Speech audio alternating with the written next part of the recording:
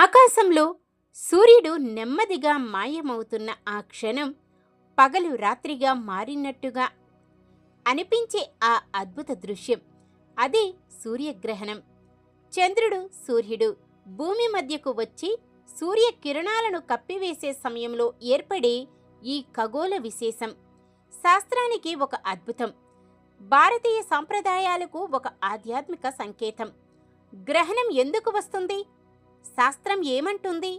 శాస్త్రాలతో పాటు మన పురాణాలు చెప్పే రాహుకేతు కథ ఏమిటి? గ్రహణ సమయంలో చేయవలసినవి చేయకూడనివి ఏమిటి? గ్రహణ సమయం, గ్రహణం మన భారతదేశంలో కనిపిస్తుందా? అన్నిటినీ స్పష్టంగా తెలుసుకుందాం. శాస్త్రం, సాంప్రదాయం, ఆధ్యాత్మికత.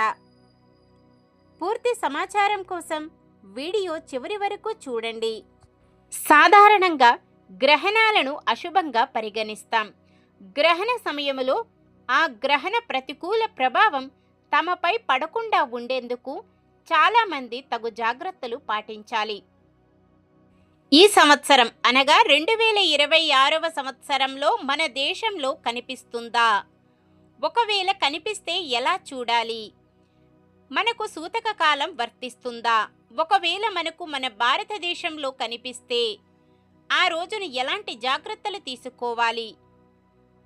గ్రహణం సుమారు ప్రతి 6 నెలలకు ఒకసారి గ్రహణాలు సంభవిస్తాయనే విషయం మనందరికీ తెలిసిందే.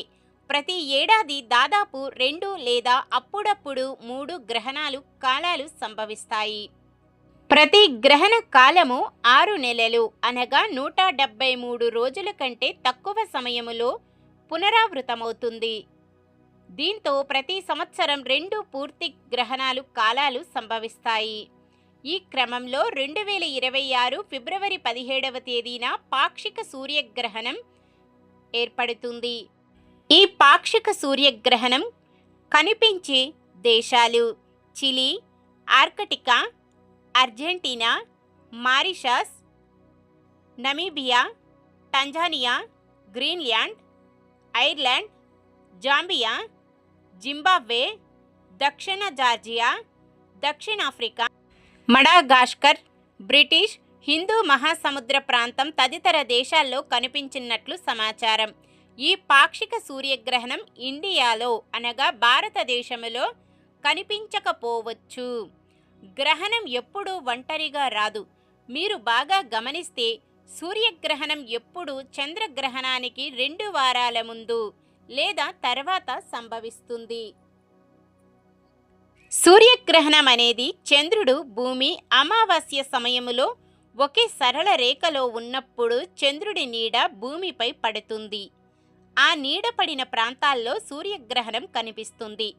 ఈ గ్రహణం సమయంలో సూర్యుడి కాంతిని భూమిపై కొంత భాగం లేదా పూర్తిగా అడ్డుకుంటుంది. ఈ ప్రక్రియ అమావాస్య రోజున జరుగుతుంది. చంద్రుని కక్ష్య అనేది భూమికి కక్ష్య కంటే కొద్దిగా వంగి ఉండటం వల్ల ప్రతి అమావాస్యకు కాకుండా ఏడాదికి 2 లేదా అంతకంటే ఎక్కువ సార్లు సూర్యగ్రహణం సంభవిస్తుంది. సాధారణంగా ఈ సూర్యగ్రహణం 2 రకాలుగా ఉంటుంది. ఒకటి పాక్షిక సూర్యగ్రహణం. చంద్రుడు సూర్యుడిని పాక్షికంగా కప్పివేసినప్పుడు ఈ పాక్షిక సూర్యగ్రహణం సంభవిస్తుంది. ఈ సమయములో సూర్యుడు నెలవంక ఆకారంలో కనిపిస్తాడు. ఇక రెండవది సంపూర్ణ సూర్యగ్రహణం. చంద్రుడు సూర్యుడిని పూర్తిగా కప్పివేసినప్పుడు సంపూర్ణ సూర్యగ్రహణం సంభవిస్తుంది. ఈ గ్రహణాలు కనిపించే ప్రదేశాల్లో మాత్రమే సూతక కాలం పాటించాలి.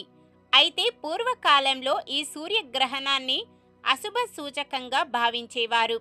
పైగా గ్రహణ సమయంలో ప్రజలు భయపడేవారు కూడా.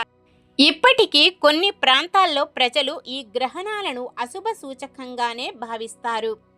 చాలామంది సూర్యగ్రహణాన్ని వీక్షించడాన్ని మరుపురాని అనుభూతిగా భావిస్తారు. కానీ కఠినమైన భద్రతా జాగ్రత్తలతో మాత్రమే చేయాలి. సరైన జాగ్రత్తలు, రక్షణ లేకుండా గ్రహణం రోజు సూర్యుడిని నేరుగా చూడటం వల్ల కంటికి హాని కలుగుతుంది. సూర్యుడిని నేరుగా కంటితో చూడటం వలన కంటి రెటీనా దెబ్బతింటుంది. దీన్ని ఎక్లిప్స్ బ్లైండ్నెస్ అంటారు. ఈ ఖగోళ దృశ్యాన్ని వీక్షించేందుకు ఎక్లిప్స్ గ్లాసెస్ అవసరం. ఈ సూర్యగ్రహణం మన భారతదేశంలో కనిపించది కావున ఎటువంటి జాగ్రత్తలు తీసుకోవలసిన అవసరం లేదు. సూతక కాలం పాటించవలసిన అవసరం లేదు. 90% మన భారతదేశంలో దేవాలయాలు ఆ సమయంలో తెరిచే ఉంటాయి. ఒక్క క్షణం సూర్యుడు మాయమవ్వడానికి కారణం ఏంటో తెలుసా? ఇది ఖగోళ శాస్త్రం కాదు, ఇది పురాణాల కథ. సముద్రమథనం చాలామందికి తెలిసిందే.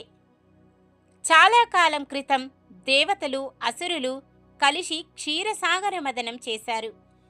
ఆ మదనం నుంచి చివరికి వెలిసింది అమృత కలశం. అమృతం తాగితే అమరత్వం లభిస్తుంది. అమృతం అసురుని వెళ్లకుండా శ్రీ మహావిష్ణువు మోహిని అవతారం ధరించి దేవతలకు అమృతం పంచడం మొదలుపెట్టాడు. అసురుడైన సర్వభాను దేవతా వేషం వేసుకొని సూర్యుడు చంద్రుడు మధ్య కూర్చుని అమృతం తాగాడు. కానీ అది గమనించిన సూర్యుడు చంద్రుడు వెంటనే మహావిష్ణువుకు చెప్పారు.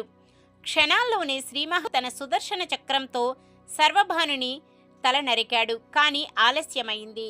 అమృతం తాకటంతో తలభాగం రాహు, శరీర భాగం కేతు అమరులయ్యారు.